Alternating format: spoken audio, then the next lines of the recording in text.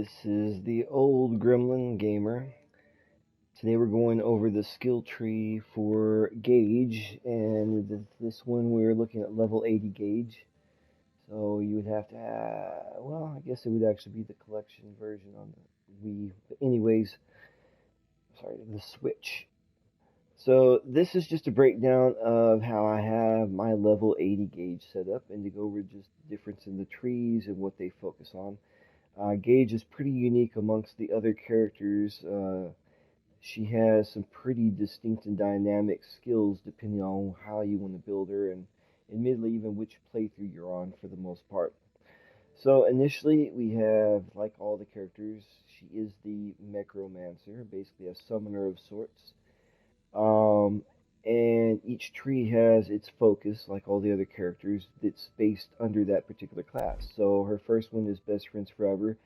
This tree is focused more on basically improving Claptrap, although there's skills on all the trees that basically can modify and improve not Claptrap, good lord, Death Trap. Um, so this one in particular helps with survivability as well. Um, but mostly this is skills on this tree are designed to basically make Death Trap more formidable, improve his survivability, because basically Death Trap is kind of an interesting action skill. He's designed to basically be a decoy for the most part, although he still has some impressive survivability and can dish out some serious damage, even though he's basically playing the role of decoy. Um, which is exactly what you would expect in a necromancer type of character class. So next, being on that similar thought line, is Little Big Trouble. This tree is more focused on improving Gage's elemental damage, in particular electrical damage, since electricity is kind of her thing, with being the necromancer and all things robotic and electronic. Um, so once again, there are some skills in this tree that do modify and improve Death Trap, although most of these are focused more on basically improving Gage's ability with electricity. Then there is Ordered Chaos. Now this is a tree that gets really interesting. It gets into more, I guess, the chaotic aspect of a D&D character, I guess, or a necromancer possibly. It's kind of a wild card skill, but it's a lot of fun. So initially, when you're typically playing through, say, the first playthrough or the second playthrough in true Vault Hunter mode, the dynamics are typically between these two trees. You're usually focusing on using Death Trap as a decoy, while you use assault rifles and sniper rifles, preferably in an elemental flavor, to take out enemies from the distance. In particular, a skill that makes this obvious is your interspersed outburst, because basically this works really great with snipers, because you don't usually rapid fire snipers. This is also a great skill for Ultimate Vault Hunter mode, where slagging enemies is an absolute must. This gives you a quick, easy way to slag enemies without having to change weapons. So let me go in a more organized path here and go down each tree on the different skills and why I chose what I chose. So starting with Best Friends Forever, probably the best skill you can get into right out the gate is Cooking Up Trouble. This is Gage's ability to regenerate health. While your gun magazine is full, you regenerate health. So basically, anytime your mag is full, you can duck around the corner, wait for your shields to get up, and you'll be regaining health. So anytime your magazines are full, you're healing, which means you don't want to basically be walking around with a half-empty magazine. This can kind of become a bit counterintuitive once you start playing in the messing with Anarchy, but we'll get to that later. In the meantime, in the general playthrough, you'll find yourself wanting to make sure your mag is always full no matter what. Next, this skill is once again, doesn't seem initially that useful, but if you're playing Anarchy, it is an absolute must. Close enough, your bullets that hit walls or other objects have a chance to ricochet off toward a nearby enemy. Ricochet bullets deal reduced damage. So there's a 50% chance for them to ricochet towards an enemy, and they do half damage. And initially, once again, that sounds kind of wanky, but when your damage is being boosted by... Oh, I have to get into the numbers later, but ridiculous amounts. Even a ricochet that's doing half damage will still be doing more than you normally would have been doing with your default damage when you're playing Anarchy. So those ricochet shots can definitely make all the difference, especially considering most of your shots, when you got enough Anarchy stacks, are going to be missing anyways. Next, another must-have is Fancy Mathematics. This improves your shield recharge rate and shield recharge rate. I'm sorry, the recharge delay and rate based on how low your health is. The lower your health, the greater the bonus. So this is a good one when your shields get knocked down. If you've taken any health damage, your shields are going to regenerate much quicker. They're going to start regenerating sooner as well. And of course, this also depends on the shields you're working with. Obviously, different types of shields give you different speeds on delay and read rate based on the style of shield. So either way, this is always a good one to have. Next is Buckle Up. Now, this should be a great skill, but unfortunately, it's bugged. Probably the biggest issue is that a lot of times Death Trap will try and use this after you've been knocked down, when what you really need him doing is going and trying to kill something so that you can get a second wind. But otherwise, he'll just hover over you and keep trying to restore your shield while you lay there struggling to try and kill something. And then when your shield does get knocked down, he's usually off somewhere fighting something else and nowhere near you to try and boost your shield. So in theory, it seems like a great idea, but it just doesn't work. So next is Better Half. When your imp magazine is half past empty, you gain increased fire rate. This is a skill that can be nice, but it's take it or leave it, honestly. It doesn't make or break you as far as your abilities. It can be nice with certain guns that just unload, but there's other skills I'd rather put my points in. Next, we have Kills Unstoppable Force. Kill skill. Killing an enemy grants you bonus movement speed and causes your shields to regenerate for a short while. This is a really good one. I used to kind of underestimate how good this skill is, but it is extremely useful. Because a lot of times you're getting kills more often than you think.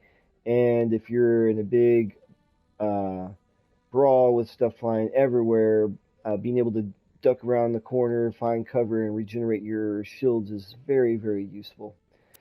Next, this is another one you really want to have, a Death Upshot Robot. While Death Trap is active, kills made by Death Trap or yourself increase Death Trap's duration and grants both of you a stacking melee damage bonus. Bonuses are lost when Death Trap goes away. So, Gauge, for the most part, yeah, you're probably not going to make much use of that additional melee damage bonus that's stacking, but Death Trap will. He actually deals a stupid amount of damage for the most part that's typically all melee damage. You can't go wrong with this one, not to mention it just keeps him out. So similar to Salvador's ability to continue gunzerking, as long as he keeps getting kills, this works in the same way, where as long as you and Death Trap keep getting kills, he'll stay out. And keep getting that damage bonus to boot. So next we have Potent as a Pony. Increases maximum health for you and Death Trap. Now once again, this one would benefit Death Trap more than you. And if you're finding him getting killed quite a bit easy because you're facing really tough enemies, you might could spec into this for a temporary time. But the capstone on this tree really makes this kind of useless. The other reason being too is your character health, for the most part, as somebody pointed out, it's really more about your shield, making sure you have maximum shield. Your actual health is kind of trivial in that regard, because if you're taking health damage, then you're going to get knocked down anyways, for the most part. Not always, but pretty good chance. And usually when you're taking health damage, no matter how high your health is, it's always chunks. So you might take a hit or two at most if you're down to health, and a few, even maybe an extra 100 points may or may not make that big of a difference. Anyways, so I digress. Next skill is another absolute must-have. This is Explosive Clap. So Death Trap creates an explosive blast with his robot hands, dealing explosive damage to all nearby enemies. This one is probably one of his best skills. It's random as to when he'll do it, but he does it quite a bit, and it's almost a guaranteed kill on most enemies. It does a crazy amount of damage. It has knockback, and I'm pretty sure that anything that improves explosive damage, like if you have a relic that increases explosive damage, I'm pretty sure it will improve this skill as well. I don't know if this one counts as melee damage, but if it did, it would double dip. That would be cool as well. So next is Made of Sterner Stuff. You and Death Trap take reduced damage from all sources. Additionally, Death Trap gains increased melee damage. Once again, this is kind of a take it or leave it skill where in some ways it's great because once again you're getting increased melee damage for Death Trap. The damage resistance is nominal. It's just really not that big of an increase to be worth it.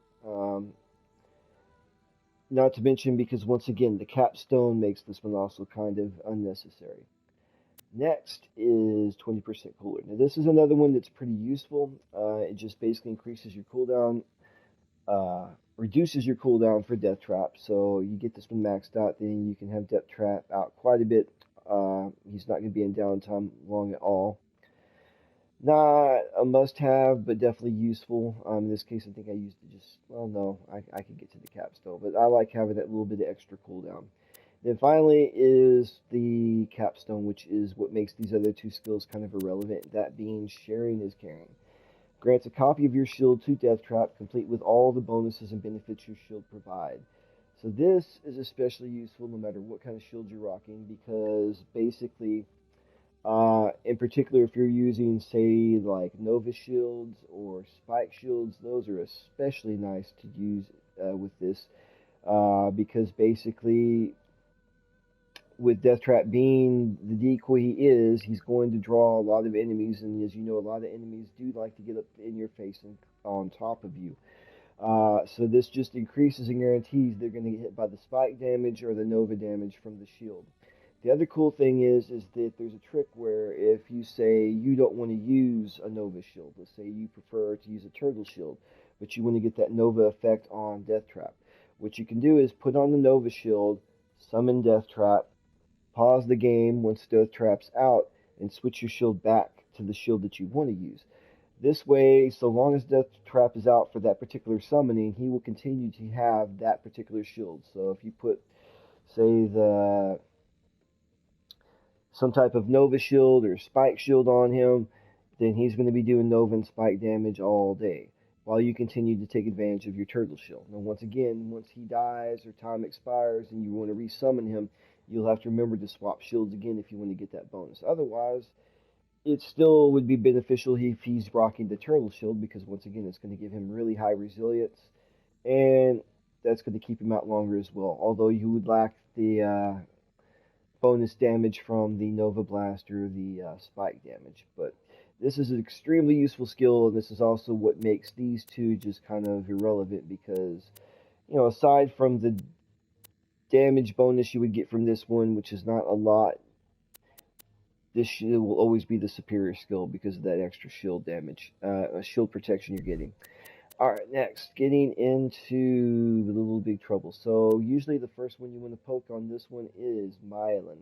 Increases shock damage resistance and shield capacity. This is a double whammy win-win. Increases your shock resistance, which is especially useful because that's what your shields are most weak to, is electrical damage. And it increases your shield capacity by 15%. So any increase to shields is always a good thing to have. Next is more pep. So increases your chances of applying burn, electrocute, corrode, and slag status. So you get a higher boost to electrical damage, obviously, but this also gives you increased chance for all characters. So this doesn't increase damage, it just increases the chance of the enemy becoming afflicted with one of these status effects. Which is good. The more chance, the more likely they're going to become caught on fire or electrocuted or whatever. Next is Shock Storm. Now this is another skill that some people love and some people hate. Me personally, I really like it. How this works is killing an enemy with a critical hit causes an electrical storm, dealing shock damage to nearby enemies. Electrical storms are also caused by Death Trap whenever he kills an enemy. So with you got to get a crit hit kill. With Death Trap, it's on every kill, and that's where it gets nasty, especially if there's groups of enemies, because basically each time you level up this skill, it increases the area of effect of this, and it increases the damage it deals.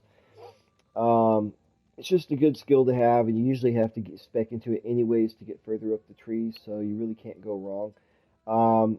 This also ties well with these other two skills I'm fixing to talk about, for the simple fact that it just increases the chance that you're going to deal electrical damage. Because the other thing is, too, is you don't even have to be using an electrical weapon to get this. You get a critical hit with, say, a corrosive sniper rifle, you're still going to get that electrical shock storm. Next is the Stare. Death Trap ability. Death Trap fires a laser beam and sweeps it across the battlefield, dealing incendiary damage and possibly igniting enemies. It's not a horrible skill, it just doesn't really deal the damage you would like it to, and it also tends to miss enemies a lot of times. It's just kind of flawed.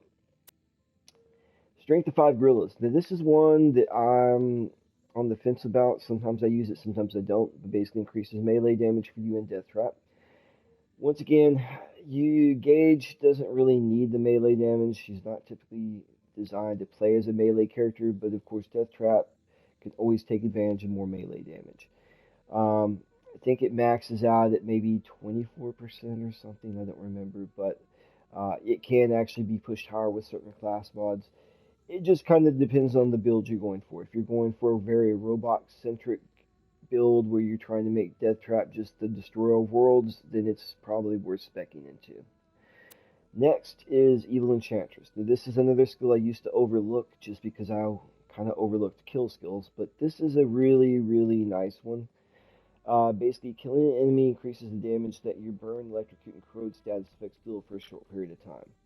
So basically, you really have to be taking advantage of elemental weapons, but if you are, then, and especially if you're getting a lot of kills, then you're just constantly dishing out that additional elemental damage. And there's a glitch you can use later in the game that combines this with Shock and Awe and this skill here that can basically cause you to deal insane amounts of elemental damage constantly, as well as increase shield. Shields never go down and you move super, super fast. But we'll get into that on a different video another time. So next would be Shock and Awe. Normally I wouldn't be spec'd into this, but to take advantage of the glitch I have been. So how this works is reloading your gun causes an electrical explosion, damaging enemies nearby. Basically the same effect as Shock Storm, but it just happens around you every time you reload your gun. Most people don't like it because it basically, every time you reload, you get a big bright flash in your face, and it just makes it hard to see anything. And it's not particularly effective unless you're just, got enemies right on top of you. Next, Electrical Burn. This is another really good one to have. When your electrocute status effect deals damage to an enemy, there's a chance they will burst into flames and take burn damage. The amount of burn damage is based on the electrocute damage. So once again, this is where increasing your chance to electrocute enemies and do electrical damage all coalesce and allow you to just do even more damage. So when you got this running right, anytime you get an enemy electrocuted, they're very likely going to also start taking fire damage, which will in turn, if you're killing enemies in this fashion, will double damage. Once again, the electrocute and fire damage are getting snowballed by this skill. So next is Wires Don't Talk. Increases shock and electrocute damage that you inflict. So once again, this is another one that just piles on with these, allowing you to do even more electrical damage to enemies. Next is one of my favorites on this tree, Interspersed Outburst. Not shooting an enemy for a short time grants you a stack of Interspersed Outburst. The next time you shoot an enemy, all stacks of Interspersed Outburst are consumed and you deal bonus slag damage. The more stacks consumed and the higher the skill rank, the greater the chance of slagging the target. So it actually increases the amount of damage, the bonus damage, slag damage it does. With each rank you increase it, basically just by adding a skill point to it. But each rank increases the chance of it slagging an enemy, which is the whole point. Because slag doesn't do damage over time like the other elemental types. But it does make them weak to any other damage that they're receiving. So once again, if you've already inflicted fire, lightning, or corrosion on them and slagged them, then they're really going to melt. Next and final is the capstone for this tree. This is another one that's just kind of, some people like it, some people don't. It's just kind of, to me, I just didn't see that it was that useful because Death Trap's pretty nasty as he is. But how this works is shooting Death Trap with an elemental weapon charges him with that element, causing his melee attacks to deal additional damage of that element. If you're really wanting to play the elemental enchantress to the max, you can do this one, but for the most part, it doesn't really seem to add that much lethality to Death Trap's abilities. I think actually adding to his melee damage in the long run is more useful to him. So next, let's get into the bare bones I use for our Anarchy tree. So with Anarchy, you only have to spec 1 point into Anarchy. And how Anarchy works, killing an enemy or fully emptying your gun's magazine while in combat grants you a stack of Anarchy. So basically, you can't just go off around the corner where there's no enemies and keep shooting and reloading your gun. It won't give you stacks that way. Although you can go to the gun range and shoot the dummy, and it will. So there's ways to cheat. Each stack of Anarchy increases gun damage while decreasing accuracy. Prematurely reloading your gun causes you to lose all stacks of Anarchy. Anarchy stacks are quickly lost while in fight for your life. So basically, for each stack, you get 1.75% damage increase with a accuracy going down 1.75. So basically, this can get ridiculous really fast. And this also changes to where you really can't play the sniper role anymore. Because your accuracy will get so bad that it really doesn't help you in any way. So next is smaller, lighter, faster. So increases your reload speed, but decreases your magazine size. Now, this essentially is a skill similar to this one that is actually kind of designed to basically allow you to get your stacks up fast. Because obviously, if you're going through your magazines quicker and having to reload more often, you're building stacks of Anarchy faster. Next is Pre-Shrunk Cyberpunk. Increases the maximum number of Anarchy stacks you can have. So right now, maximum stacks I can get are 250, which is not bad. It's usually kind of hard to get beyond that without some practice and effort and a little bit of luck. But with the right class mod, you can actually get this up to 600, which is insane. I think even with the legendary Anarchy class mod, or one of the Anarchy class mods, it puts you at around 400, which is really pretty good if you can get and stay at 400 anyways, but if you get into like up to 600, it just becomes insane. So next we have Robot Rampage. Death Trap ability. Death Trap lashes out with a flurry of attacks. So this is actually the only other modification to Death Trap I can recommend aside from his clap that actually does a lot of damage to an enemy. Instead of his normal just one swing, he spins and hits enemies like 3 or 4 times. Very useful, especially for a single point. Next, we have Blood-Soaked Shields. Killing an enemy immediately restores a portion of your shields, but you lose a portion of your health. This skill is just weird, and in some ways it sounds like it could be useful, but typically it's just not. It's just kind of not really worth the risk versus reward play aspect it's trying to add. So next, probably the most highly recommended I can say if you're going to play Anarchy is Discord. So Discord can basically save you from, basically as explained earlier, losing all of your stacks of Anarchy by accidentally prematurely reloading. So what this does is premature reloading activates Discord, which increases your accuracy, fire rate, and health regeneration. You constantly lose Anarchy stacks while Discord is active. Discord can be deactivated by prematurely reloading again. So the difference is you don't lose all your stacks immediately. They just basically count off. Basically, you lose a stack a second. But you're getting double the health regeneration because, well, once again, you're getting the health regen from your magazine being full now that you've reloaded, and this is adding more health regen on top of that, while it's also counterbalancing the accuracy that you lost from the Anarchy stacks you had collected at that point, while also increasing your fire rate. And once again, you can get out of this simply by prematurely reloading again, and That way you're not losing, too many stacks of Anarchy. This is a really useful skill and absolute must-have if you're going to play Anarchy. Next is Typecast Iconoclast. Whenever you gain a stack of Anarchy, there's a chance that you gain an additional stack of Anarchy. It says it's 30% chance, but it almost feels like 50, and this is a really good one to get for the simple fact that it may not sound like a lot, but getting 2 stacks every time you get a kill, or basically anytime you normally get a stack, helps you build up your stacks way faster.